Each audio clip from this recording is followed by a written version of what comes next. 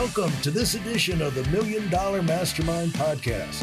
This is where we pick the brains of high achievers from all walks of life and get their hard-earned, real-world insights on winning. I'm your host, Larry Weidel.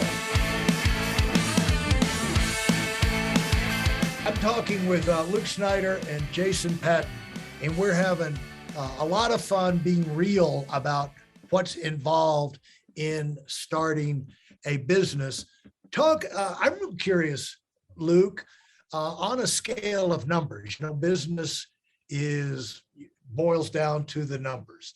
And so when you started, what were your numbers? How much coffee were you shipping, how do you measure? By the pound, 5 pound, certain size bags and things like that? Were you doing it person to person? Were you doing it online?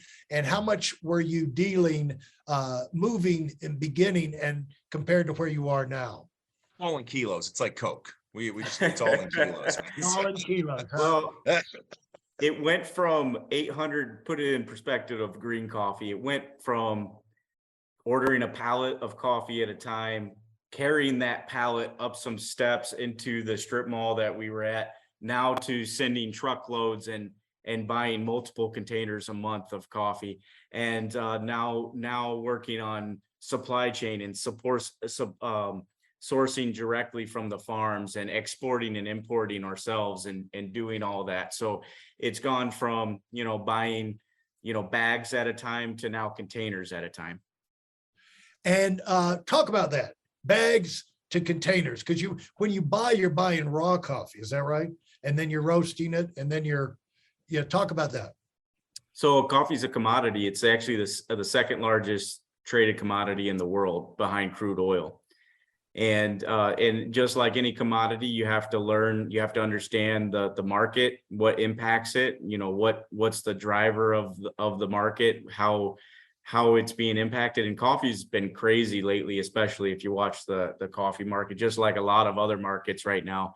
So it's making smart, trying to make as smart of educated decisions as you can when it comes to purchasing, trying to save costs, but also it's very important to us, especially now as we're growing more and more volume. We want to make sure what's going on at origin as well. So we want to also make sure that we start establishing relationships with the farms, making sure that they're being paid properly. So if we can cut out any middleman in the process, we can ensure that, the farmers are being paid what they should be. And if I'm going to give that money to anybody, I'd rather give it to the farmers. And so how did you figure out, someone wants to buy coffee, you can't go down and get a pallet of it at your grocery store, especially raw. So how did you start unraveling all of that stuff? Did your wife, because she was a barista, did she have contacts, or did she know, where you start off as a little bit of an insider? We actually Googled buying green beans. Our first pallet was an entire thing of regular green beans. Really? No, sure.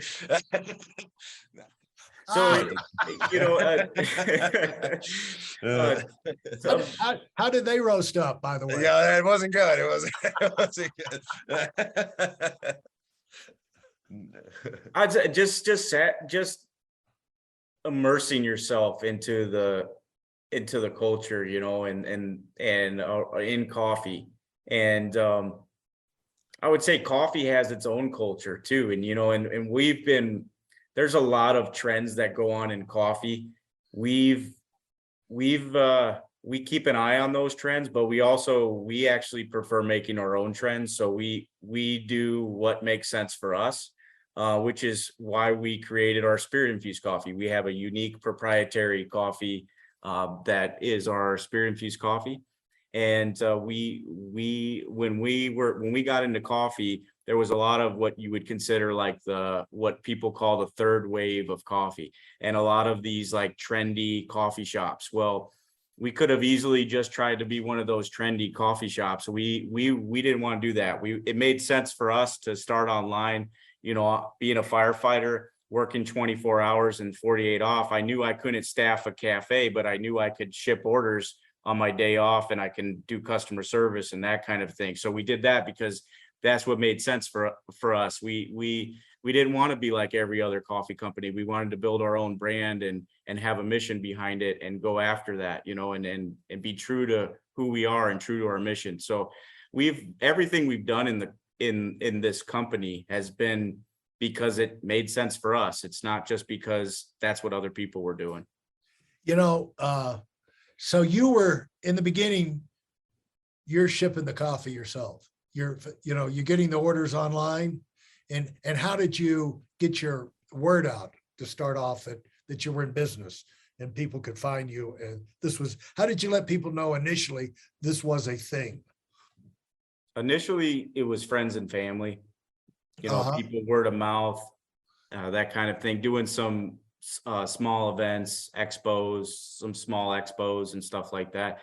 And then when I met Jason, we were able to really take it to the next level with him doing the social media content and driving awareness online, because we started as an online company. So it's really key to build that community on social media, which helps your online search organically and your SEO and all that stuff. So it's all tied together. So it's really helped. Initially, I would say got some momentum going just from friends and family, but with Jason's stuff that he's doing, and then even doing, starting to build a team doing that stuff and making content and social media and stuff, we've been able to really take it to the next level. So Jason, what were the first things that jumped into your mind that what you could take to market this thing? And what were the first things you did once you got involved?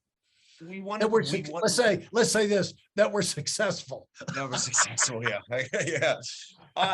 Again, we know that there's other coffee brands out there. So we wanted to separate ourselves. And how do we do that? We do that through the things that we know work, humor, and then letting people know that it is a high quality coffee. So whenever we would create a video, we tried to kind of have those paramount things to really think about. How do we describe the coffee? How do we tell people that it is great tasting, high quality coffee? And we do that through fun descriptors, so on and so forth. And then also, most recently, we started doing some fun videos about the roasting process. And again, a lot of the stuff that we're doing is exploding outside of what would be within the normal box of, this is great coffee, it tastes good, sip, so on and so forth. And so we really wanted to focus on how to draw people to our brand, because again, most people know you have to see a product 7 times before you're going to make the purchase. So how do we do that? We can do it through advertising, through search engine optimizations, and then obviously through the social media. But we know that firefighter humor, EMS humor, the people that were originally trying to connect with, we know how to make those types of videos. So we made those videos. And then other thing is that we realize is that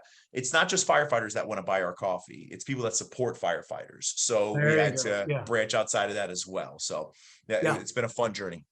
Now you were on the receiving end, Luke, and how quick did you notice a spike in sales after you got Jason involved and the social media presence started to be felt? How quick did that turn into sales for you?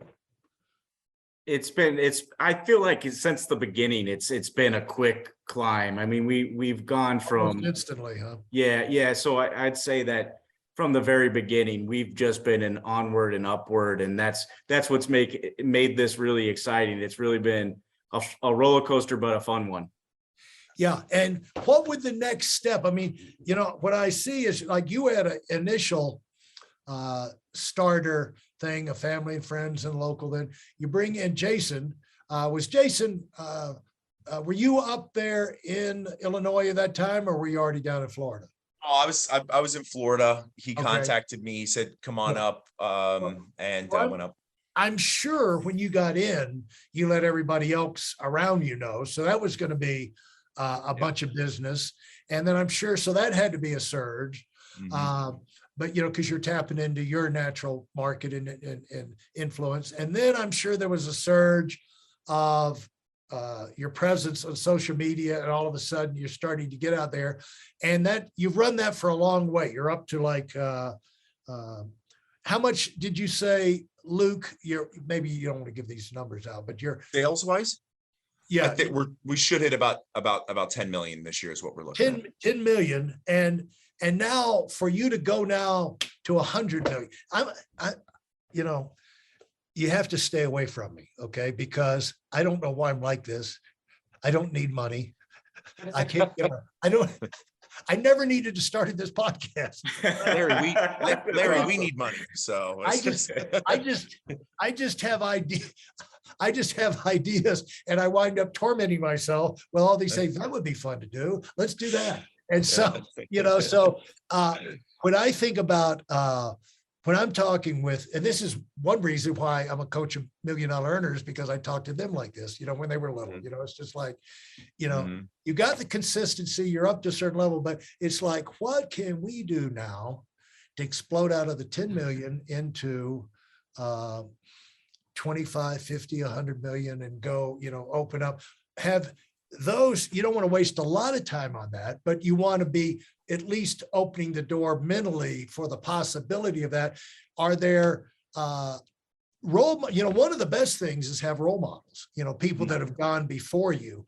Are there things you've learned from people that have gone before you, or are you guys charting your own path? No, we're smart about that. We understand that we're not, again, we're two firefighters and a veteran, coming together to try to grow a brand. What we've understood is diversification. Social media is great for brand awareness, and then understanding ads and paid ads and search engine optimization and understanding getting things in front of people is great as well. But those two things aren't going to take you to the levels that we want to go to. So e-commerce was great, but we understood that we needed to become an omnichannel. We need to be able to move into retail as well. And then retail is great, but what's the next diversification beyond that we can get people that want to drink coffee immediately? They want to have a cold beverage in their hand when they walk through the convenience store. So being able to hit every single one of those. And then we've also moved into creating other revenue streams within the business that not only give us additional revenue streams, but also complement the additional things on social media as well. So we know if you want to sell coffee, you can sell coffee. That's great. But we want to sell coffee, entertain, and be able to make as much money and support people through our charitable foundation as well. Yeah. And that allows you also to keep your employees, because there's places for them to continue to move up rather than be the people who stall out. Yes. And go stale on growth. One thing I'm going to tell you guys, don't forget this: grow or die. Yeah. Don't ever forget that. Because death, when you slow down, you've started to die. And if you're not watching those numbers, it's not that you're money hungry and this, that, and the other, and, you're just sick with greed. It's that if you don't grow, you got to go stale, and if you don't run, you rust. And so when you only have to grow a little bit, you only have to, but you have to keep that pedal on the growth, or things start to stall. And that's when decay, and it comes in by degrees, little by little, and then boom, it's just hard to turn it around. It's easier to keep the momentum going than to let the train stop or slow down. You never, when it slows down, it's going to take that much more effort to get it up to full speed again. And it's just, people say about winning, it's like, I was not a great athlete in high school, but I learned one thing: winning's better than losing. You don't have to be a Hall of Famer to understand that winning is better than losing. And also, it doesn't matter how much winning you've done. That's why Tom Brady's, he's not just playing this year. He's going to be playing for a Super Bowl this year. Yeah. He knows what he wants to be playing in February. And so, they say, well, he's not at training camp and this, that. No, he's not going to be a training camp. He's got a long season, folks. He doesn't need to be there in August, Yeah. And, he's going to be there in the Super Bowl. He's not going to wash out in December and not make the playoffs and all of that stuff. So the thing is that winning is so much fun. And so I encourage you guys to keep your eye on the ball and keep moving forward, because the way I look at it, you started something really big. And the other way I'd look at it is, if other people have done it, you can too. And probably you should do it bigger, because you're coming on behind with, first of all, new technology, new advantages, and you're following in their pattern. They've opened the door, they've shown you ways, they've made mistakes. And if you take the time to learn from that and make friends with those guys, one thing with Sam Walton, I mean, he was in every retail store, major retail operation, picking the brain, going in and meeting the president and vice president and sharing ideas. We ran these sales, this worked for us down in Florida, and then, this didn't work for us out on the West Coast. And he would even go into Europe and those stores over there and pick up ideas there. He was constantly, he didn't just learn from his own successes and failures and his own stores, but he learned from the other guys out there. So I would encourage you to be proactive on that. Absolutely. And because, we're only limited by our ideas. And so once you got the idea, you can use it the rest of your life. Great ideas don't care who use them, And so, but first you got to get them. That's what we do on this podcast, is expose people to, they don't even know what they're getting when they get on the, here. So appreciate you guys getting on. And thank you. I'm going to give you a chance to say a final word, each of you, to up and coming entrepreneurs, and whatever you want to pass on to them. Luke, you want to go first? Sure. I'd say don't let fear hold you back. Don't let fear hold you back. If you have a vision, you build a team, build a team, use your team, share the vision, share the victories, share the rewards, and go for it. Work hard. Sometimes you just don't figure it out until you actually start doing it. So don't let anything hold you back, especially not fear. Yeah, that's a great point. A lot of this stuff you're never gonna figure out until you get in the fight. And as long as you know how to get it started and a general idea of how it's going to go, the rest you can just figure out in the middle of it, and you won't figure it out any other way. A lot of these things you just can't figure out that way. So, but when you got it, you can apply that lesson the rest of your life. That's why, that's one thing that you guys can look forward to in the future, is all of these lessons that you've accumulated up to this point. Those are available to you to apply when situations come up the rest of your life. And that's going to allow you to move through the obstacles quicker, faster, better, And so you put yourself in an enviable position. Compliments to you for how far you've come. Jason, you want to say, add something as a final word?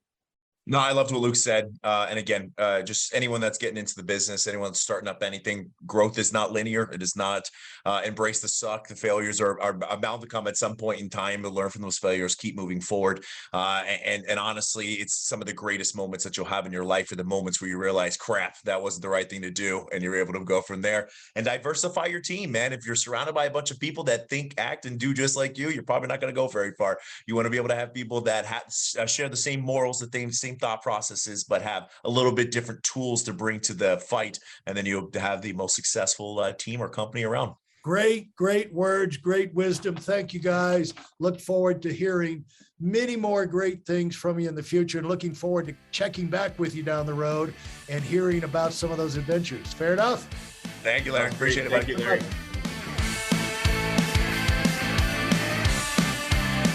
Thanks for listening to the $1 Million Mastermind. If you felt there were any valuable takeaways from this episode, please take a minute and leave us a 5-star review. Your feedback is important and really helps us get the word out to a wider audience. Remember, we have a valuable webinar that is absolutely free. Register for it right now at whitealumwinning.com. Thanks for listening.